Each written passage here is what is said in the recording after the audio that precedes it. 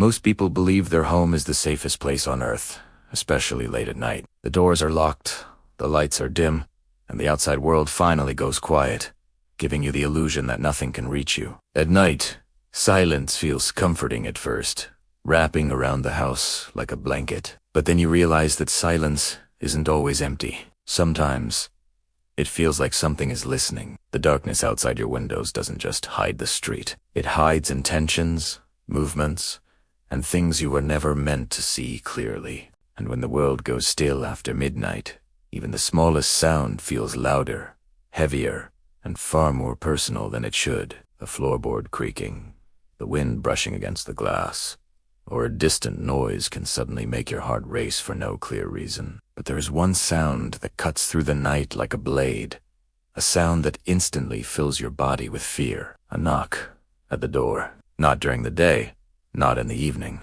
but late at night, when no one should be visiting. Tonight, you're about to hear 3 true stories about late-night knocks that were never answered properly. And by the end of this video, you may never look at your front door the same way again. Allison was a college student who lived alone on the 3rd floor of an old apartment building. The place was known for being quiet, almost unnervingly so. She chose it because she needed peace, a place where she could study without distractions, somewhere that felt safe. One night, around 1:30 in the morning, Allison sat at her desk with her headphones on, reading over her notes while the rest of the building slept. The room was dimly lit, the only sound coming from her soft music and the faint hum of electricity in the walls. Suddenly, she felt a light vibration beneath her feet, as if something had gently tapped the floor. At first, she ignored it, assuming it was just the building settling, something old apartments do all the time. Then she paused her music, and that's when she heard it clearly.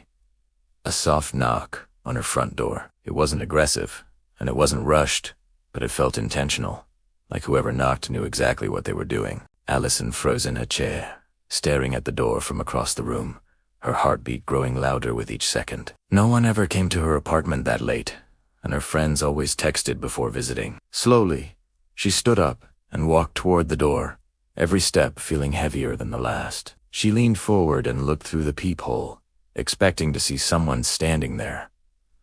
But the hallway was empty. The lights outside flickered slightly, casting long, distorted shadows along the walls. A cold feeling crawled up her spine, but she tried to stay calm and told herself it was probably a mistake. Someone on the wrong floor, maybe. She walked back to her desk, sat down, and took a deep breath, trying to shake off the unease. Then came another knock. This one was louder, closer, and impossible to ignore. It felt deliberate, more confident than the first. Allison rushed back to the door and checked the peephole again, her heart pounding against her ribs. Still nothing. The hallway was just as empty as before. As she turned away, frustrated and a little scared, she heard slow footsteps echoing down the hallway.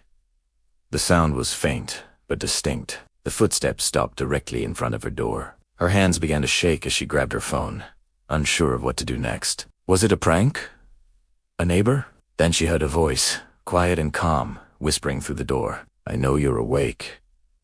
The words felt personal, deliberate, and terrifyingly confident. It wasn't a question. It was a statement. Before she could react, the footsteps suddenly ran away, the sound quickly disappearing into the distance. Allison didn't sleep at all that night, sitting in silence until the sun finally came up. The next day, she asked the building manager to check the security footage. The camera showed a tall, shadowy figure of a man standing motionless outside her door for several minutes. He didn't move, he didn't fidget, he just stood there. But the most disturbing part was how he left. He didn't walk away. He was just there one moment, and gone the next, as if he vanished. Our second story comes from Marcus, who lived in a quiet suburban neighborhood where nothing ever seemed to happen after dark. He worked late shifts, so being awake at 2 in the morning was normal for him. One night, while scrolling on his phone in the living room, he heard 3 slow, deliberate knocks at his front door. His dog, a usually boisterous German shepherd, lifted its head, but didn't bark, which immediately made Marcus uneasy. The silence from his dog was more alarming than any growl would have been. He crept to the front door and looked through the peephole. He saw nothing. The street was completely empty. bathed in the dim orange glow of the streetlights. He assumed it was kids messing around and went back to his couch. Minutes later, another knock came. This time, it was from the back door leading to his yard. The timing made no sense. How could someone get from the front to the back so quickly without making a sound? His stomach dropped. A cold dread started to seep into the room. Then came another set of knocks, this time from the side door near the garage. It felt like something was circling his house, testing every possible entrance, methodically checking for a weak spot. It wasn't random.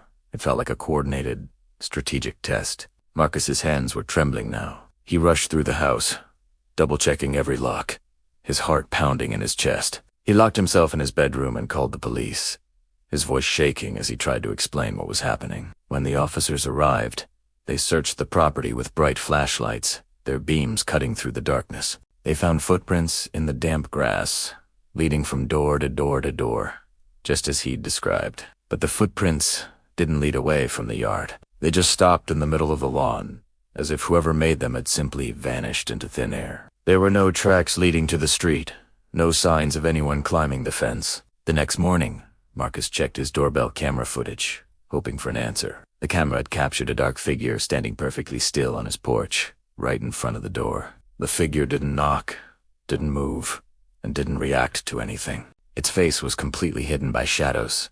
Even when he zoomed in and enhanced the footage, it was just a void. Marcus moved out 2 months later and never returned. He still doesn't know who or what was circling his home that night. Our final story tonight is about Ella, who lived with her father in a small, isolated house surrounded by empty fields. Their nearest neighbor was almost a mile away, and the nights were incredibly dark and silent. One night, just after midnight, a gentle, rhythmic knock echoed through the quiet house. It was soft, almost polite. Her father, a practical and no-nonsense man, went to check the door. He opened it to an empty porch and a silent, moonlit landscape. He shrugged, figured it was the wind, and closed the door. A few minutes later, the knock came again, identical to the first. This time, her father was annoyed. He stepped outside to investigate, telling Ella to lock the door behind him. "I'll just take a quick look around," he said. Alone inside, the house felt unnaturally still, the silence amplifying every tiny sound. The creak of the floorboards, the hum of the refrigerator. Ella waited, her eyes fixed on the locked door. Then she heard another knock.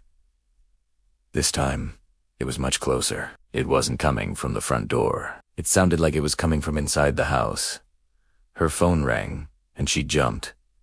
It was her father, he whispered. "I'm still outside." Did you hear that? Fear flooded her body.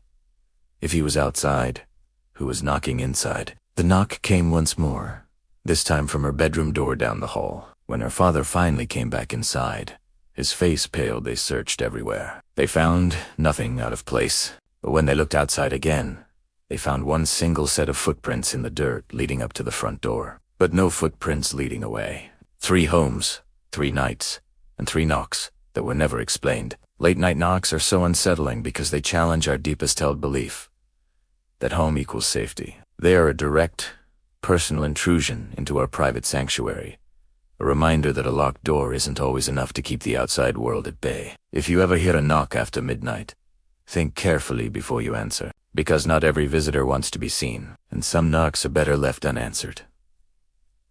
Thanks for watching. If you have a story you'd like to share, let us know in the comments. And don't forget to follow for more strange and unsettling stories. Stay safe.